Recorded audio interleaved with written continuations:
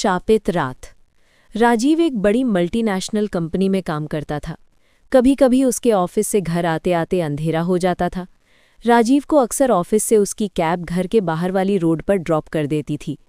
एक दिन राजीव को घर आते आते रात के 1 बज गए थे। थका हुआ राजीव बस घर जाकर खाना खाकर सोना चाहता था। घर के रास्ते पर चलते हुए राजीव को सामने से कुछ लोगों की भीड़ आती दिखाई दी।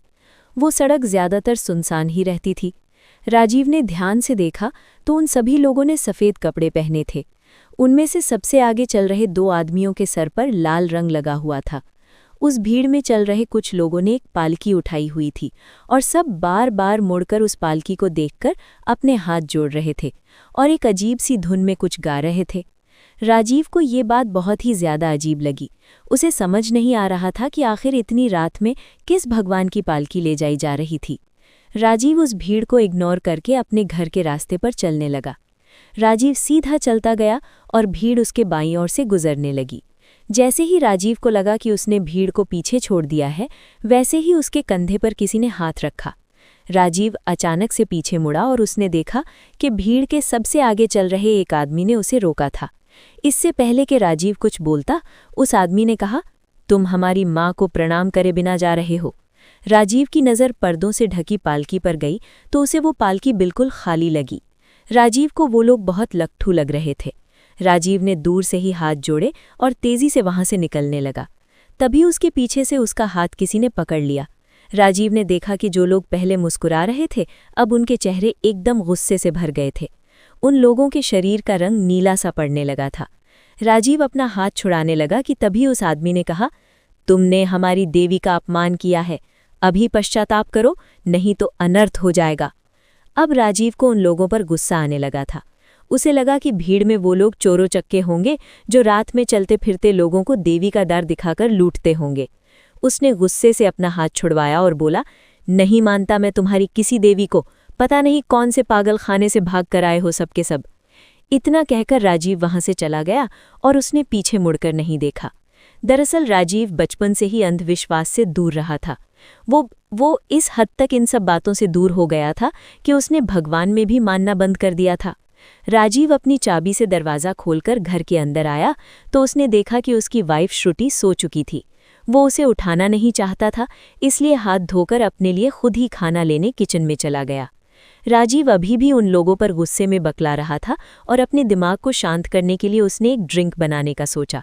उसने विस्की की बोतल उठाई और फ्रिज के ऊपर रख दी।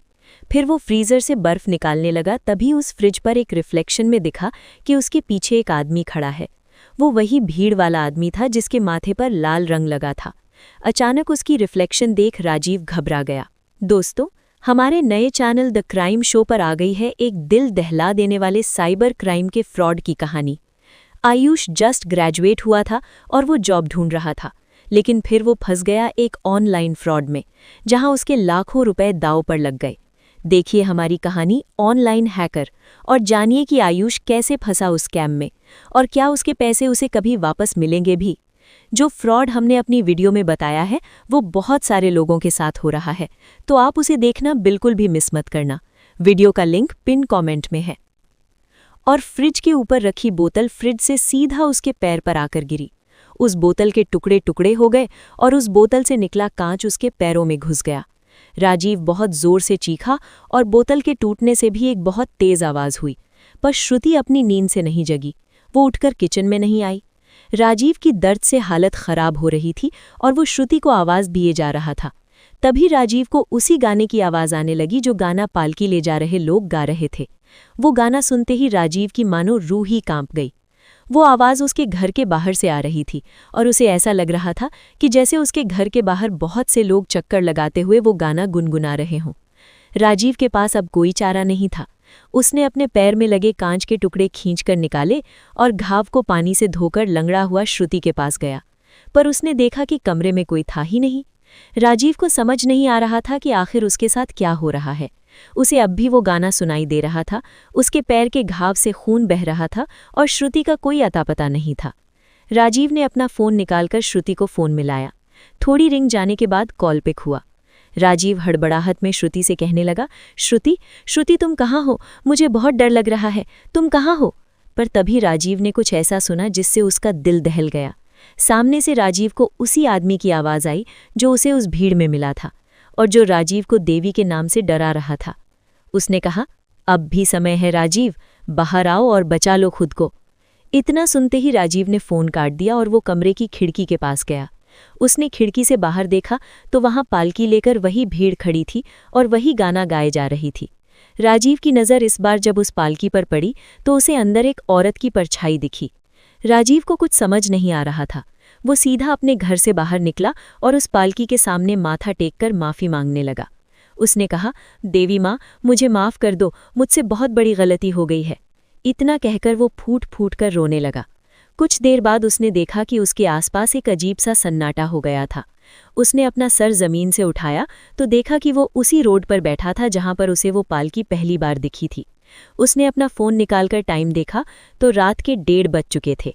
राजीव के पैरों में भी कोई चोट नहीं आई थी। राजीव जल्दी से अपने घर की तरफ भागा। जब वो घर पहुंचा तो श्रुति जगी हुई सोफे पर बैठकर टीवी देख रही थी। राजीव को कुछ समझ नहीं आ रहा था, लेकिन फिर भी श्रुति को देख उसकी जान में जान आई। जब उसने श्रुति को पूरी बात बताई तो श्रुति को लगा कि थकान की वजह से राजीव को वहम हो गया होगा।